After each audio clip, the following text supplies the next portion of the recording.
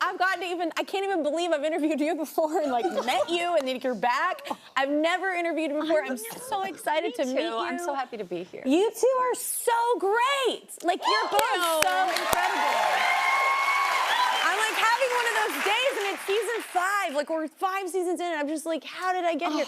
I'm so fortunate to have you here. I'm so stoked to be in New York. This is our first time. This is our first season here in New York. I love it. And I know that you both actually kind of started your careers here. So what was that like when you first got to New York? Oh, what, back in the covered wagon days? What was it like riding to work on a horse? No. Well, it was in the 50s when I came here. Yeah. Yeah, and I lived in a boarding house for young women who wanted to be in the theater. Yeah. It was all very proper. It was called the Rehearsal Club. Yeah. And I lived there, and it was great. And everybody took care of each other. Yeah. In fact, there was one time we wanted an audition dress, but we couldn't afford it. Yeah. So I said, 5 girls, let's each put in $5. And we went to Bloomingdale's and bought a dress for $25, but it had to stand out. So it was orange. We were the same size here in the waist, but a full skirt, so that would hide anybody with a big behind. Yes. You know, and long sleeve. And we would sign up for the dress if we had an audition, and then we would audition, then we would be responsible for having it cleaned and put back in the closet for the next girl if she needed it. Oh, sisterhood of the traveling dress. Yes, before the pants. It was like, that's incredible. The fact that all my friends were all completely different sizes. That would never fly. And with my group of friends, it would, unless it all was elastic. You have the same boobs and you have the same waist. We do not. And a full skirt. Yeah, just saying. Yeah. What was your experience Mine is not that interesting. Yeah. The first time I really came here was for my audition for SNL, and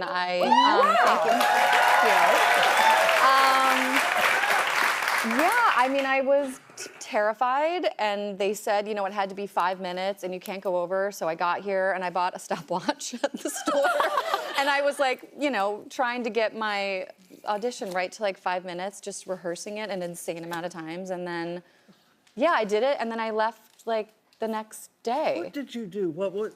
I can't remember. I auditioned twice. The first time I did the Target lady, and I did, thank you.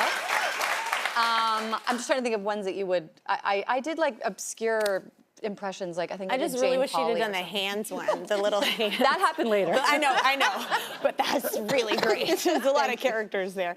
I hear that in New York, you actually snuck in so you could get in for free to Broadway shows, is that true?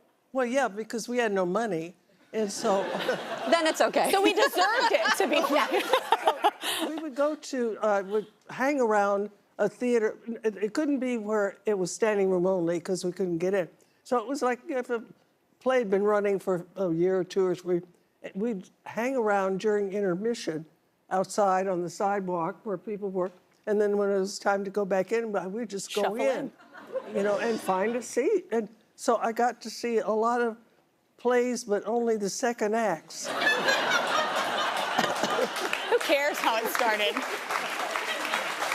That's incredible. You can figure it out. You can, yeah. With great deduction skills. So wait, did you ever, like, I feel like we're similar age, so did you ever do the sneak into movie theater? Yeah, oh, yes. Oh, yes. Yeah. You would time it out, so when yours was over, you could just kind of slip into the other.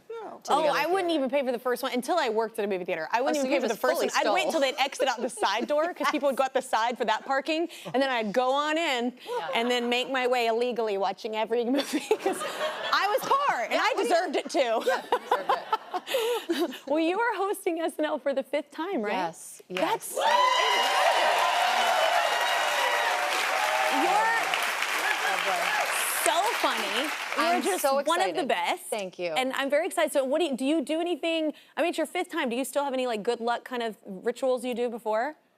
I mean, when I was on the show, I definitely did things the same out of habit and out of fear of like veering out of that. Like I would sit in the same. I think that's called OCD, but yeah. Well, I do have that. But like, yeah, there's the meeting between dress and air, and I would always sit in the same spot. And then the Monday night pitch, I would always sit in the same spot. And I had a candle that I burned. It wasn't the same candle You that I sound burned like for 7 you years. sound like a That witch. would be a I'm gonna burn my magic candle. Burn my candle and imagine my night. No, I had the same like type of candle, and I had to have that like every Saturday. I would burn it. Oh, yeah. It was comfort. Yeah, it was comfort. Yeah, I like. Did you ever have any rituals like before a show? Well, the only ritual that I, every single week was yeah. pulling the ear. Yeah. That's classic. You can see their new series, Royale, on Apple TV+. So had y'all met before taping the series? No, we met at the table read. That's right. Yeah. Yes, and I cried. I think she has that effect because you're so overwhelmed. She does, and there were other people. Alex Freeberg, our amazing costume designer, she said the same thing. She's like, I just met Carol and I started crying. I said the same thing. I just Why are you wept. making people cry? It's rude. I guess I'm scary. No, you're such an overwhelming, like you never thought you'd be able to talk to you or think you're real, like, and you're so nice. And that's the other thing. She's, I'm gonna talk about you like you're not here, but she's just a light. Like she really, really, truly is just love. And I think you see it. And you obviously, you had to have grown up, like you're a comedian, you're a female, you had to have grown up, like watching her. Yeah. Oh, that was my introduction to sketch comedy and just seeing it be Carol and having her own show as a woman at that time. A pioneer, yeah, she's incredibly inspirational to me and probably everybody. We're all huge fans. So I have to ask, what drew you to be a part of Palm Royale? When I heard who was in it. The cast is incredible. When they called me and said, Kristen Wiig, and I went, oh my God, oh wow. Allison Janney, oh what cheap, wow. Laura Dern, oh. Ricky Martin, oh.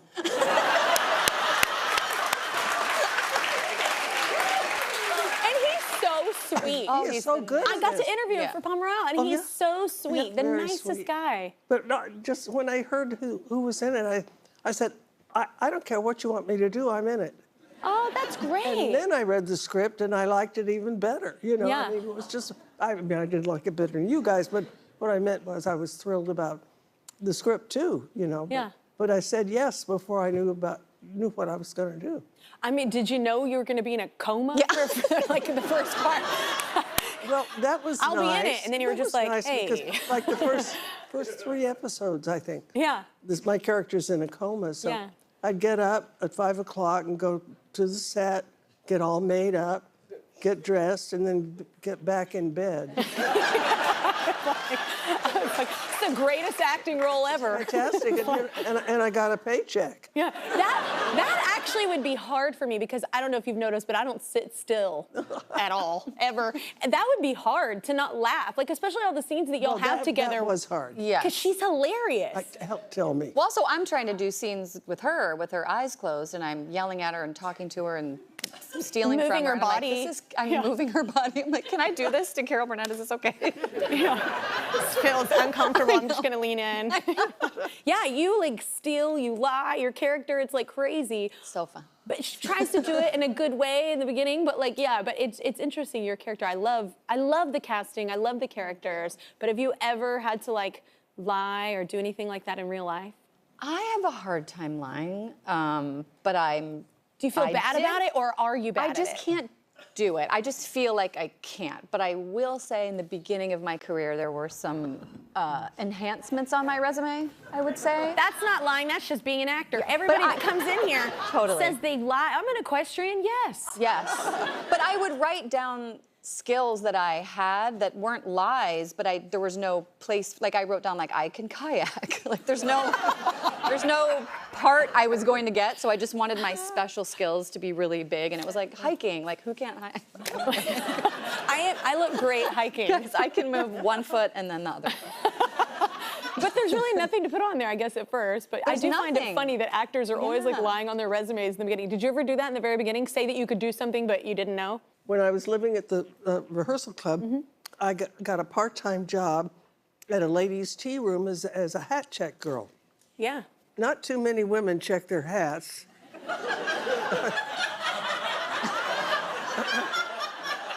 But there was an oyster bar downstairs where the men would run down and they could hang their coats on a peg. So I would just stand in front of them, or they'd have to push me down the stairs and say, take your coat, sir, take your coat. and I'd get the coat. And then, you know, that little tag in the back that you hang up, I took scissors and I cut that off. And then I would re-sew it with a different colored thread so that when the man came back up, I said, here's your coaster. Oh, by the way, this was broken, but I fixed it for you. Would they tip you for that? Yeah. I would, it was usually a quarter, but I'd get an extra dime, so I'd get 35 cents instead of a quarter when I did that. That's incredible that you destroyed the property and then put it back together and then got paid for it. Lessons to learn from Carol. Yeah, Sneak into writing it down, writing it down. Well, tell us about the show. It's really great. I've written things when I don't want to spoil anything, so tell everybody. I know it's hard not to spoil because I feel like every episode there's lots of things that come out, but it's about this sort of country club type private club in Palm Beach in 1969. I play someone who's desperately trying to get in with this group, and you kind of learn who she is and why, like, as the series goes on. But initially, I would say her nemesis is Sweet Carol. She plays Norma Delacourt, who's sort of like the mother of all of Palm Beach. She runs the town. Yeah, she has. Yes. Yep. And she has a reason to be upset because you steal from her, so. I mean, I guess. This family's really struggling. It's like amazing. This is no drunken fall down the stairs after an argument. Oh, this is bad. You know, Norma? Well, yeah. But if I tell him I know, I might lose him. Don't you think? What would you do? Well, I would see what's there, and then I would bring it in and Did you not laugh? We are back with Carol Burnett and Kristen Wiig, and now let's look at their new Apple TV coming out. Yeah, I'm like, how did you not laugh? That is the genius of the physical Carol, comedy. and knowing that this character was going to be in a coma in the beginning and then not talk. It's like she just made it extremely just hilarious, and only Carol could do that. No. The fact that you held up and didn't laugh is amazing as well. So you've both created hilarious characters. Kristen, you base them sometimes on real people, right? Sometimes.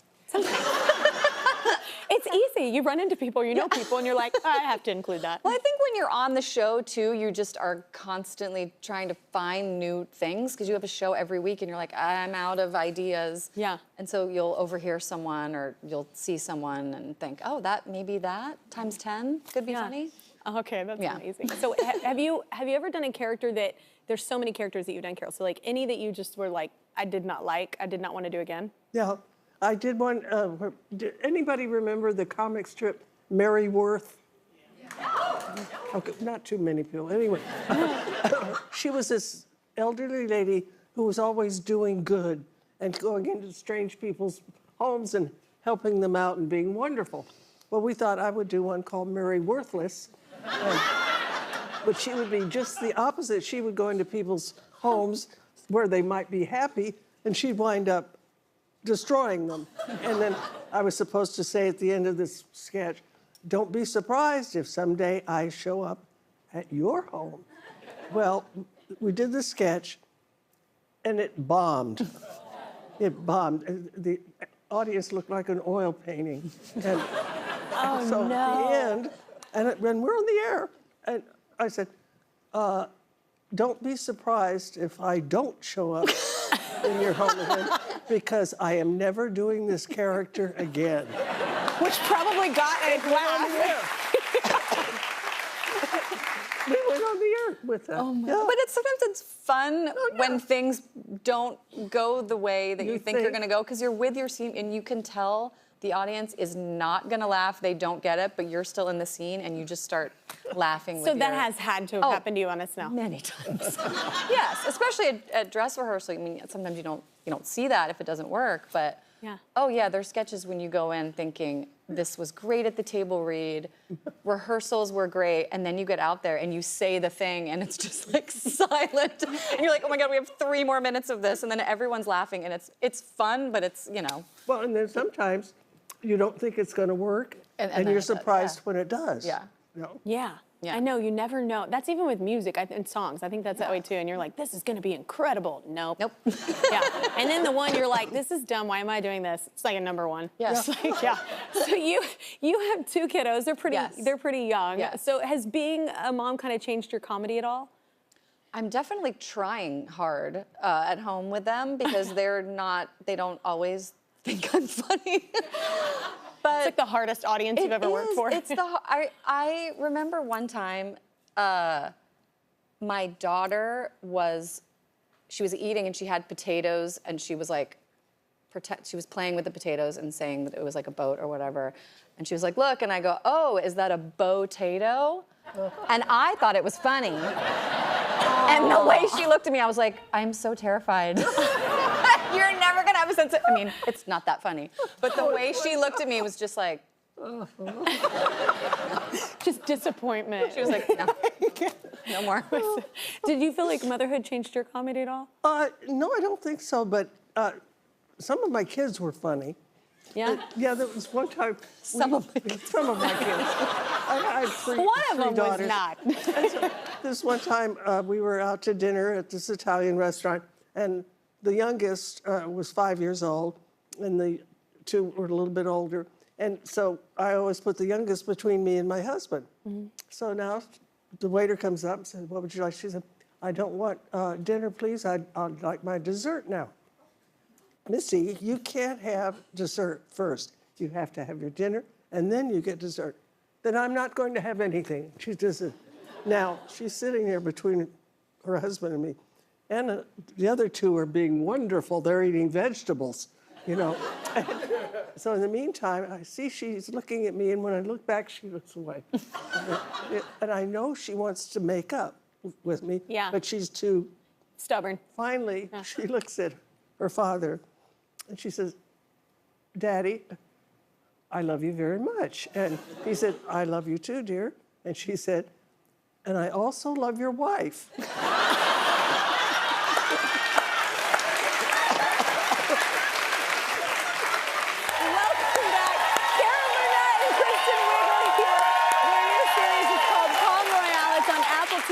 It's incredible. You got to check it out. During every taping of the Carol Burnett Show, Carol took questions from her audience, which she also did the last time that she was on our show. But like, honestly, you can't have Carol on and with a studio audience without doing it. It feels wrong. And now we have Kristen to join us as well while we're doing it. So you're welcome, America, in advance. So who's got the first question? Anybody? Okay. I like it. Hello. Hi. What's your name? Hi, I'm Laura. Nice to meet you. Nice to meet you. What would you like to ask? I have a question for the ladies. On behalf of teachers in the audience and all over the world, please tell us about an educator or someone from your youth who inspired you and embraced your creativity so that your comedic talent could shine. Oh, great. And thank you for being a teacher. Yes. That's a great question. I do have, he was a teacher that I had in college, and I was an art major, and I just took like, I think it was called Acting 101.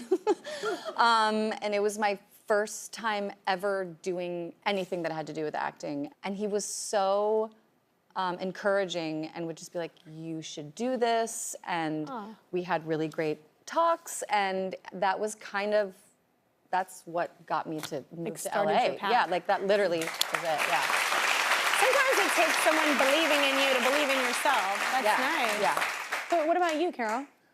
What was the question? If you had anybody like in your, you're being funny. Got it. You got me. It's all right. She's still making jokes. Okay. Well, actually, it was after I got a little successful.